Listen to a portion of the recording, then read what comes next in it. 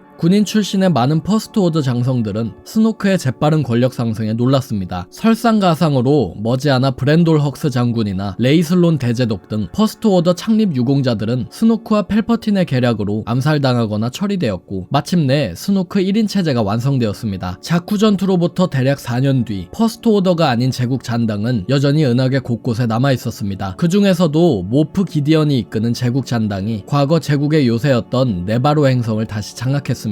신공화국의 눈길을 피해 제국의 자산을 되찾으려 한 기디온은 의뢰인을 내세워서 현상금 사냥꾼을 고용했습니다. 그러나 만달로어인 현상금 사냥꾼인 딘자리는 자산이 어린아이인 것을 깨닫고는 멋대로 계약을 파기하고 아이를 도로 데려갔습니다. 기디언은 제국이 이루지 못한 3세대 다크투루퍼를 이용해 아이를 빼앗아갔지만 딘자리는 전직 현상금 사냥꾼 보바펫과 만달로어의 보카탄 크리즈 그리고 신공화국 보안관인 카라준의 도움으로 아이를 되찾고 제다이 루크 스카이워커 에게 아이를 맡겼습니다. 하지만 이 과정에서 만달로어인들을 하나로 규합하는 힘이 있다는 다크세이버가 엉뚱하게도 보카탄이 아닌 딘자린에게 넘어가는 문제가 생깁니다. 한편 산락에 빠졌다가 기적적으로 탈출한 보바펫은 타투인 행성의 권력의 공백을 채우려 했습니다. 자바의 죽음으로 힘을 잃은 헛카르텔은 타투인 행성을 마약 조직인 파이크 갱단에 넘겼는데요. 멍청한 의뢰인들의 명령을 듣는 데 신물이 난 보바펫은 페넥샨드와 함께 인의와 신뢰를 기반으로 한 강력한 범죄 조직을 다시 세우려 했습니다. 그리고 보바펫의 이러한 노력은 블랙크르산탄과 딘자린 등의 동료들의 도움 덕분에 성공하여 타투인 행성은 펫의 지배하에 들어갑니다. 이 무렵 루크 스카이워커는 오서스 행성에 신제다이 기사단 사원을 건설했는데 딘자린의 아들인 그로구가 제다이의 길을 걷지 않기로 결정하자 그를 다시 아버지에게 돌려주었습니다. 그로구와 제외한 딘자린은 헬멧을 벗지 말라는 규율을 어긴 대가로 동족인 워치 아이들 세력으로 돌아가지 못하고 만달로어 행성의 지하에 있다고 전해지는 생명수에 몸을 담가 자신의 죄를 정화하려 했습니다. 그 과정에서 딘자리는 다크세이버 입수에 실패한 일에 방황하던 보카탄 크리즈의 도움을 받게 되었죠. 이 일을 계기로 딘자린과 보카탄은 서로 협력하는 관계로 발전했으며 기디언에게 빼앗긴 만달로어 행성을 되찾기 위해서 워치의 아이들과 보카탄 위와 만달로어인들이 규합하면서 만달로어 행성에서 자신의 복제인간을 만들고 베스카 강철로 4세대 다크투루퍼 군대를 만들려 했던 기디언은 난관에 봉착합니다. 머지않아 기디언은 만달로어인들의 활약으로 현장에서 사살되었고 만달로어인들은 드디어 행성을 탈환하는 데 성공했습니다. 만달로어 행성 탈환 이후 딘자리는 행성에 정착하는 대신 신공화국을 도와 제국잔당 전범들을 사냥하는 현상금 사냥꾼 생활로 돌아갑니다. 모프 기디언은 처단되었지만 그에 못지않게 위험한 제국잔당들은 여전히 은하계 곳곳에 은신 중이었습니다. 9년 전에 실종된 스론 대제독의 복귀에 대한 이야기가 은하계에 퍼지고 아소카 타노는 이를 조사하기 위해서 스론의 제자였던 모건 엘스베스의 행적을 조사합니다. 아소카는 딘자린의 도움으로 엘스베스를 체포해서 신공화국에 넘겼지만 그녀는 미리 고용해두었던 전직 제다이 출신 용병 베일론 스콜과 그의 제자 시나티의 도움으로 탈옥하고 말았습니다. 엘스베스는 스론이 추방된 외부 은하로 떠나기 위해 사이온의 눈이라는 거대한 하이퍼드라이브 링을 완공하고 아소카는 옛 제자인 사빈렌 그리고 후양 박사와 함께 엘스베스를 추적해 페리디아 행성에서 스론을 찾는 데 성공했습니다. 스론은 페리디아의 다소미리 마녀 데모들의 도움으로 오랜 세월 생존할 수 있었고 본 은하계로 돌아가 제국의 부활을 염원하고 있었습니다. 아소카 일행은 자기 한 몸을 희생해 스론을 추방시켰던 에즈라 브리저의 생존을 확인하고 그를 스론의 함선인 키메라함에 몰래 태워 고향으로 돌려보내지만 정작 본인들은 페리디아 행성에 갇히고 말았습니다. 펠퍼틴의 아들인 데이선은 엑세골에서 탈출한 이후 하이퍼칸 행성에서 미라미르란 여자와 만나 사랑에 빠지고 야빈 전투 15년 후에 레이라는 이름의 딸을 낳았습니다. 펠퍼틴의 예상대로 데이선은 엄청난 잠재력을 가진 레이를 낳으면서 쓸모가 있다는 걸 증명했고 그는 완전한 부활을 위해서 레이의 육신을 가로채려 했습니다. 이 무렵 제다이 마스터 루크 스카이워커는 완성된 제다이 사원에서 후학을 양성했는데 그 중에는 10살짜리 벤 솔로도 있었습니다. 하지만 루크는 가족관계인 벤이 애착을 형성할 것을 두려워하여 벤에게 특별히 사랑을 더 주는 일을 없게 하였고 오히려 루크의 이런 차가운 태도는 벤으로 하여금 위축되게 만들었습니다. 그 틈을 노린 스노크는 아나킨 스카이워커의 손자인 벤 솔로를 타락시켜서 빛과 어둠의 균형을 맞추고자 이 즈음부터 벤 솔로의 정신을 통해 그에게 말을 걸었고 부모님과 멀리 떨어진 데다가 삼촌인 루크에게도 사랑을 받지 못한 어린 벤은 새로운 친구와 금방 친해지게 됩니다. 이 시점에 란도 칼리시안의 딸인 카다라 칼리시안이 퍼스트 오더에 의해서 납치됩니다. 어머니인 샤라베이가 사망한 지 8년이 지난 후 16살의 포 다메로는 억울하게 유치장에 갇힌 이후 아버지와 다투고는 집에서 가출해 키지미 행성에서 스파이스 배달책으로 활동합니다. 포는 5년 후인 야빈 전투 23년 후에 다시 집으로 돌아옵니다. 제다이 기사단 재건을 위한 모험 도중 로산테카, 루크 스카이워커, 벤 솔로가 임무차 엘프로나 행성으로 향합니다. 그곳에서 세 사람은 렌 기사단과 조우하는데요. 렌 기사단은 강대한 루크 스카이워커의 힘 앞에 금방 제압되었지만 텔레파시로 벤에게 말하고 있던 스노크는 렌 기사단을 보여줌으로써 벤에게 새로운 길, 제다이의 길을 따라가서는 성취할 수 없는 길을 제시합니다. 벤의 내면에선 스노크의 계획대로 어둠이 자라나고 있었습니다. 레이의 부모인 미라미르와 데이선은 자쿠 행성에 은둔했지만 야빈 전투 21년 후경 펠퍼틴이 암살자 오치를 보내자 레이를 찾지 못하도록 자쿠의 고물상 웅카플럿에게 맡겼습니다. 오치는 레이의 부모를 살해했지만 정작 레이를 찾지 못했고 파사나에서 사망했습니다. 한편 시스가 돌아왔다고 생각한 루크 스카이워커와 란도 칼리시안은 오치를 추적했지만 파사나에서 오치의 흔적이 끝나자 중단됐으며 란도는 파사나에 잔류했습니다. 그동안 퍼스트 오더는 아막사인 전사들과 린리빈디의 카르텔 등의 외곽은하 기반의 범죄 조직과 기타 세력들을 통해서 해군력 증강에 필요한 자금을 빼냈습니다. 펠퍼틴 황제가 썼던 나부 행성제 요트를 탄 브렌돌 헉스와 스톰트루퍼들이 파나소스 행성에 불시착하고 그곳에서 브렌돌은 사이어 부족의 파스마라는 전사를 만나게 됩니다. 파스마가 뛰어난 전사라는 사실을 깨달은 그는 파스마를 퍼스트 오더로 데려와 군인으로 키우고 자신의 보디가드로 만들 생각이었죠. 그 임무는 당시에 붉은색 스톰트루퍼 갑옷을 입고 활동하던 캡틴 카디널이 맡게 됩니다. 훌륭한 군인이었던 카디널은 파스마가 자신이 존경하는 브렌돌 헉스와의 친분을 이용하여 금세 높은 자리에 올랐을 뿐더러 자신이 수행하던 신병훈련 교관 자리를 그녀와 나누어 수행하게 되었다는 점에서 파스마를 굉장히 싫어하고 의심스러워했습니다.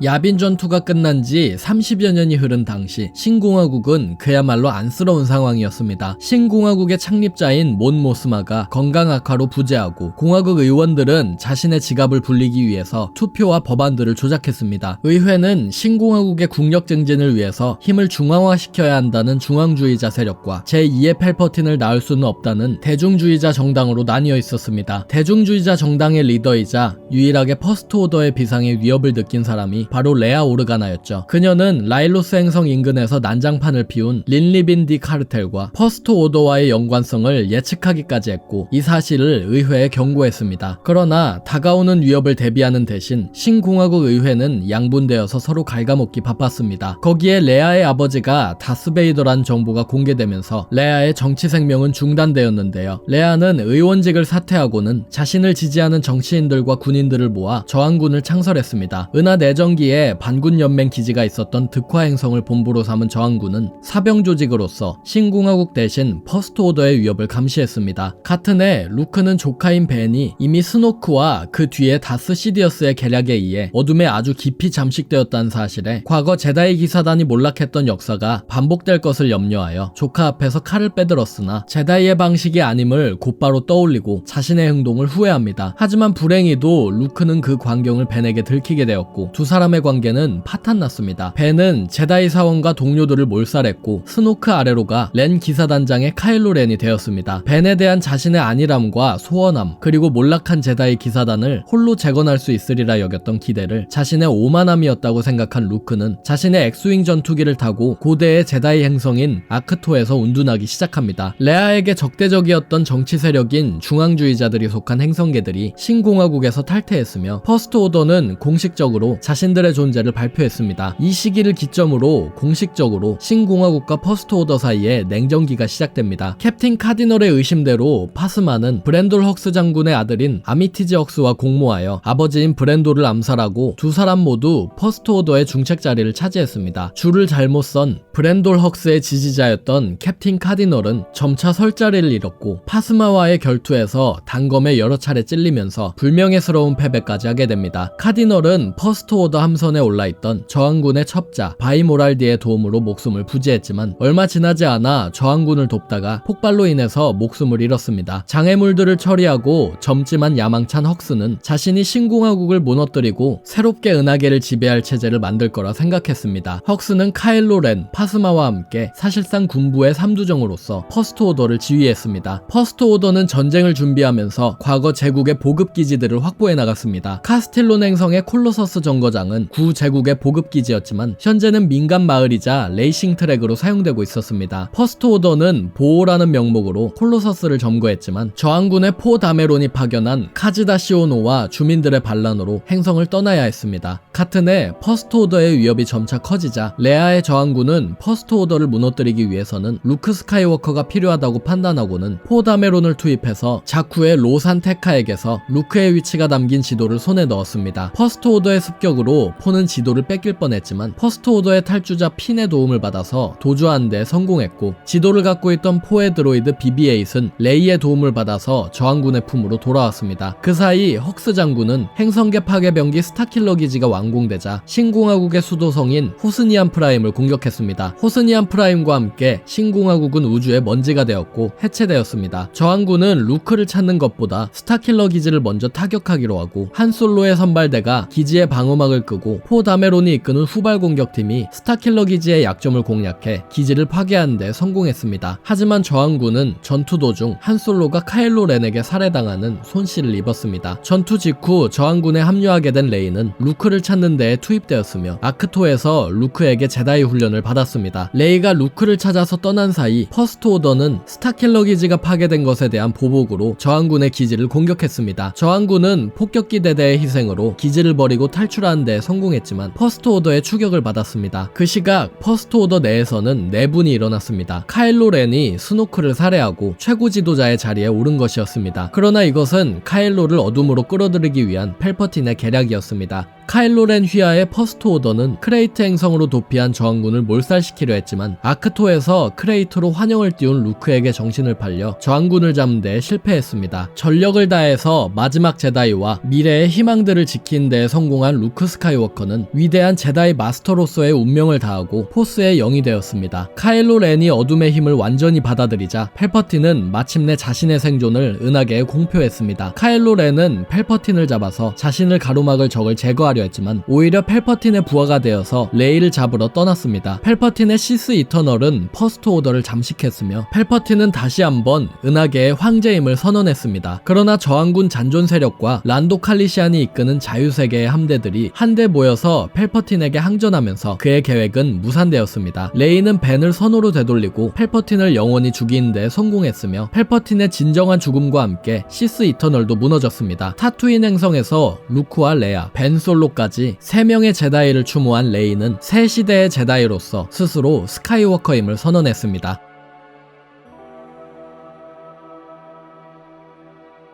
15년 뒤인 야빈 전투 50년 후 스카이워커 가문의 고향인 타투인 행성에서 노란빛 광선검을 켠 레이는 새로운 제다이 기사단을 건설합니다. 레이의 신 제다이 기사단 시기 이야기는 향후 영화로 제작되어 이야기가 전개될 예정입니다.